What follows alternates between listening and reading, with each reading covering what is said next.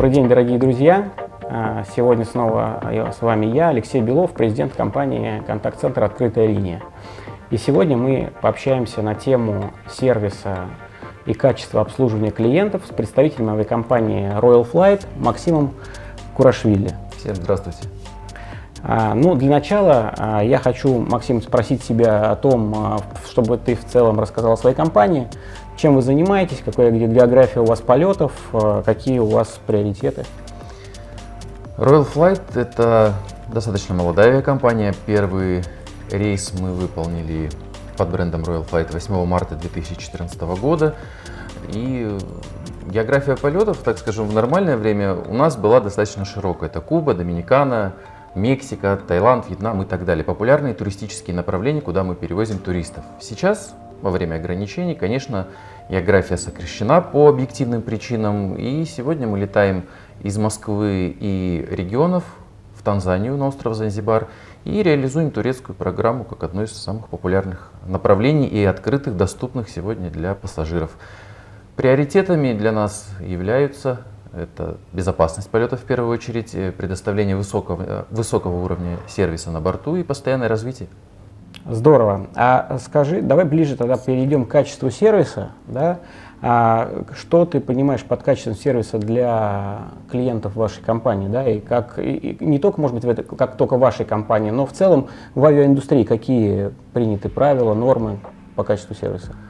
Ну, сегодня любая авиакомпания, и наша в том числе, находится в условиях жесткой конкурентной борьбы, и это является нормальным. Поэтому предоставление качественных услуг не только на борту самолета, но и на земле является, так скажем, одной из основополагающих функций, которая в дальнейшем определит, вернется ли к нам пассажир для дальнейших своих путешествий или уйдет к конкурентам. Поэтому, конечно, за качество сервиса мы, как и другие наши коллеги, боремся всеми возможными способами.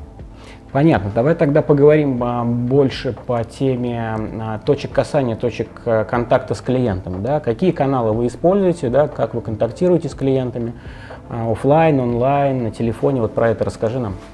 Каналы мы используем абсолютно разносторонние, это такая, так скажем, вообще многогранная история.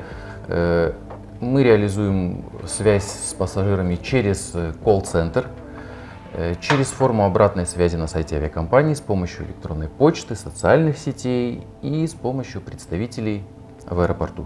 Угу. Тогда давай поговорим предметнее про работу колл-центра. Да? Какие функции колл-центр выполняет для авиакомпании сейчас? На колл-центр возложена такая серьезная и непростая функция по оперативному взаимодействию с пассажиром. Здесь важен такой момент, чтобы пассажир, обратившись в колл-центр, мог получить оперативно актуальную информацию. Она может касаться абсолютно разных сфер. Это могут быть правила перевозок багажа, ручной клади, животных, спортивного оборудования и так далее. Или же это может быть предоставление оперативной информации по изменениям в графике полетов. Понятно. То есть это такой серьезный функционал, который при, может быть, со стороны кажущейся незначимой структуры на самом деле является серьезным звеном у любой авиакомпании, в том числе и у нас. Понятно. То есть 24 часа в сутки вы отвечаете, консультируете клиентов, да, в любой ситуации, в которой находится пассажир. Да, совершенно верно. Круглосуточно, без выходных и праздников. Перерывов на обед. Да, совершенно верно. Хорошо. Как сейчас устроена колл-центр компания? Вы используете подрядчика, используете свой колл-центр, комбинируете и то, и другое? В настоящий момент мы используем подрядчика. У нас такое плотное, многолетнее уже взаимодействие, которое тянется с 2017 года. За это время сложились такие хорошие партнерские, может быть даже в какой-то степени дружественные взаимоотношения. И что очень важно нам, как авиакомпании, да, механизму, который работает безостановочно, нам важно взаимодействовать с подрядчиком также круглосуточно. И, к счастью, это удается делать. То есть мы оперативно предоставляем ту или иную актуальную информацию.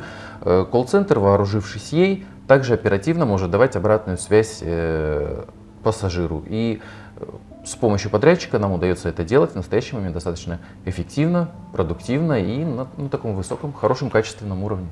Понятно. Я могу так немного сейчас поделиться, так сказать, давним опытом сотрудничества между клиентом и подрядчиком.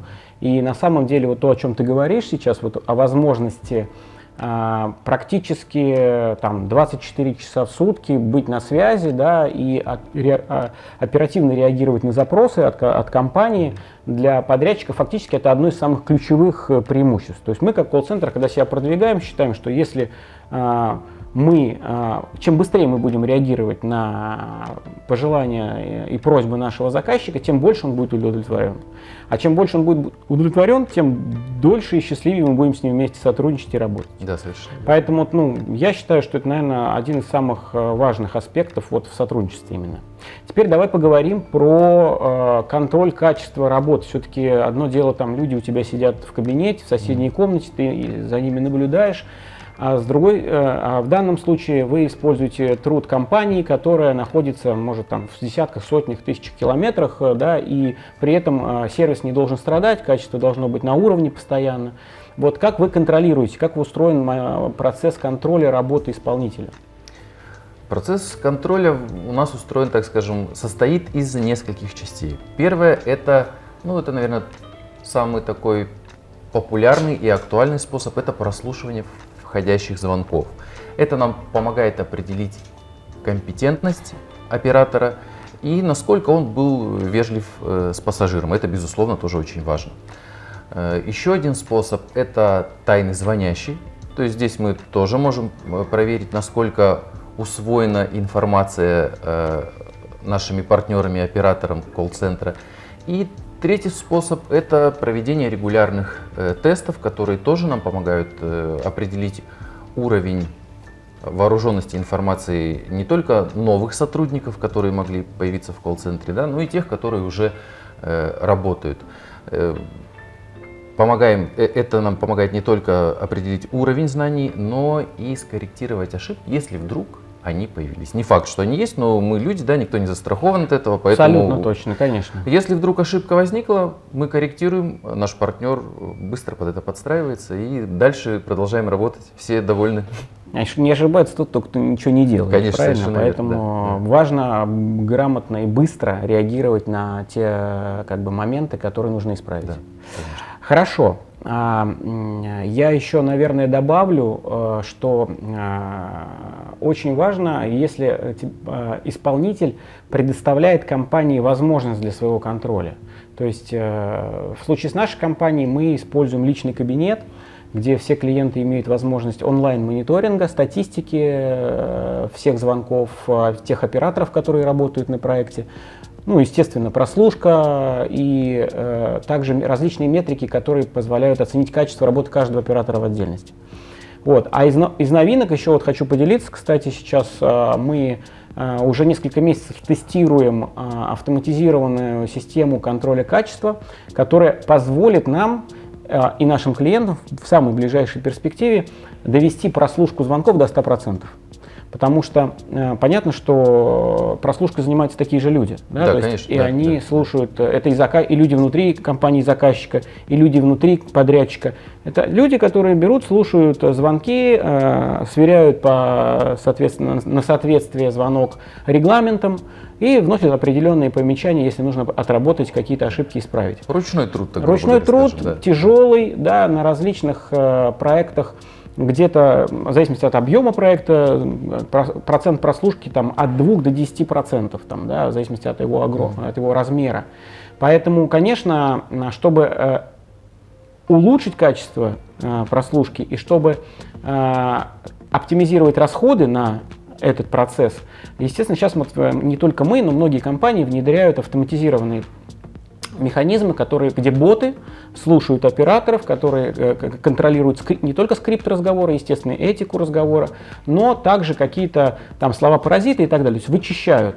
И человек, который потом в конце концов проверяет, естественно, за ботом его отчет, он сразу видит, что слушать надо только вот этот и этот звонок, потому что здесь были допущены ошибки. Здесь было перебивание клиента оператором, здесь был какая-нибудь длительная задержка, непонятно по каким причинам звонка и так далее. То есть мы считаем, что после внедрения данных инструментов уровень сервиса, поскольку контроль станет жестче, и внутренний контроль, и со стороны заказчика, уровень сервиса еще поднимется, и мы, в общем, на это делаем ставку, и даже как отдельную услугу собираемся сейчас продавать, что не обязательно только своих операторов слушать, да, мы как аутсорсинг, например, можем продавать контроль качества в компании отдельно.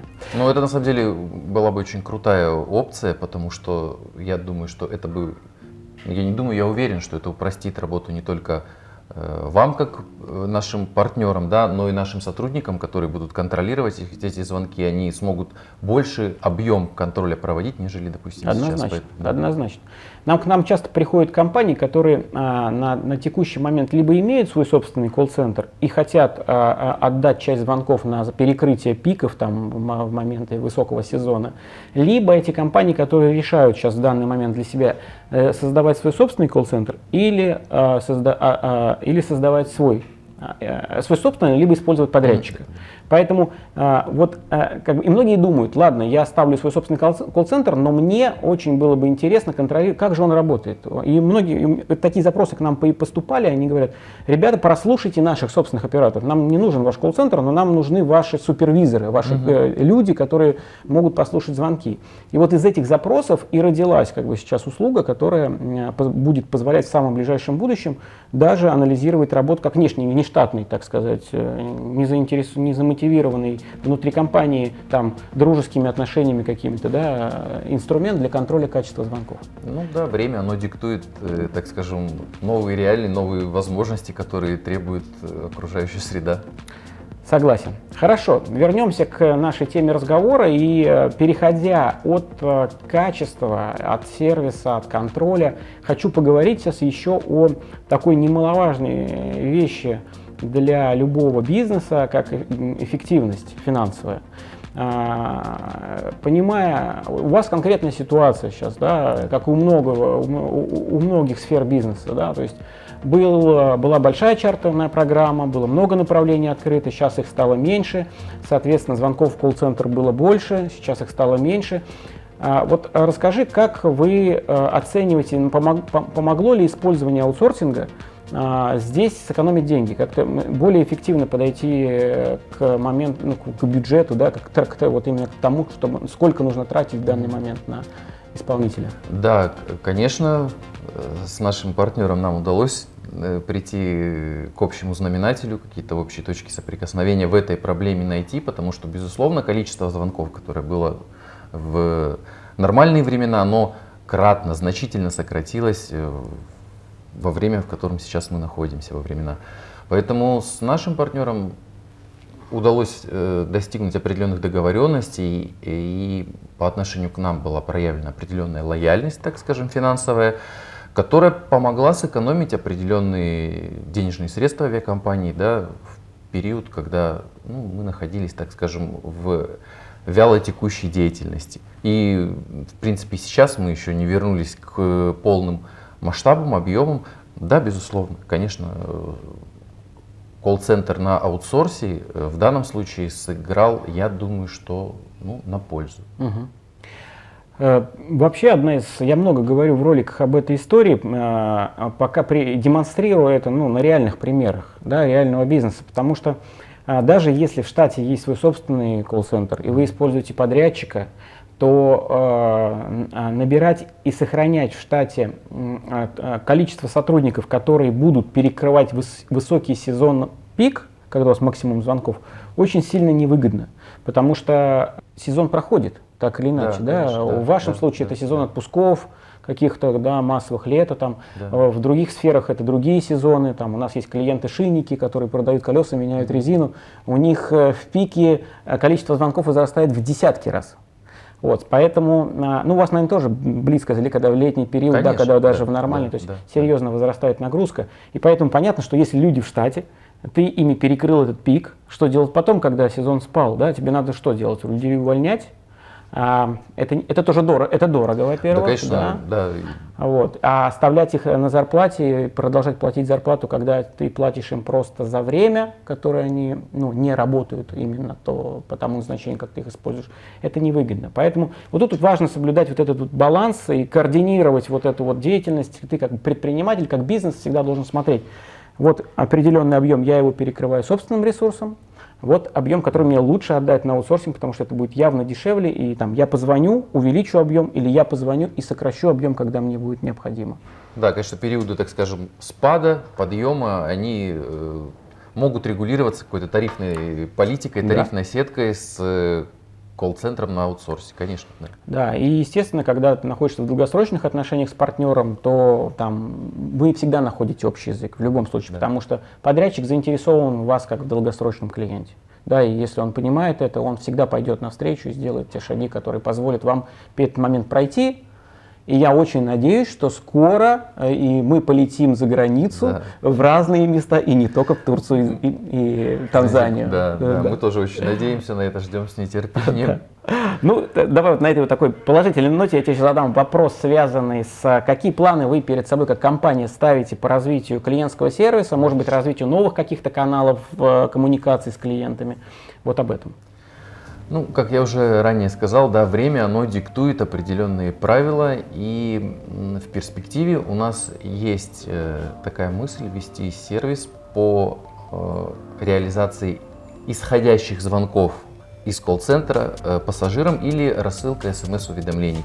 На самом деле это очень серьезная опция, и она помогла бы максимально оперативно информировать пассажира, ну, например, об изменениях в расписании, что очень важно. Иногда люди могут не отслеживать этот момент, да, и приехать в аэропорт, произошли изменения. Это уже, так скажем, какой-то негативный опыт. А здесь человек заранее вооружен информацией, ему не пришлось добывать эту информацию, звонить куда-то, выяснять. Все, колл-центр со своей стороны позвонил, предупредил или отправил смс-ку, все, человек вооружен информацией и максимально, так скажем, эффективно распределяет свое время. Поэтому вот это, пожалуй, сейчас вот такие у нас. Да, это, наверное, как раз задачи. те нюансы, которые вот и помогают в конкурентной борьбе, наверное. Безусловно, да? конечно, да. Чем удобнее мы будем для пассажира, и тем пассажир будет лояльнее по отношению к нам. Это очень важно в авиации однозначно. И не только в авиации. Очень правильная мысль. Предлагаю на этой мысли заканчивать нашу встречу с Максимом. Максим, большое тебе спасибо, что ты пришел. Тебе спасибо, Алексей.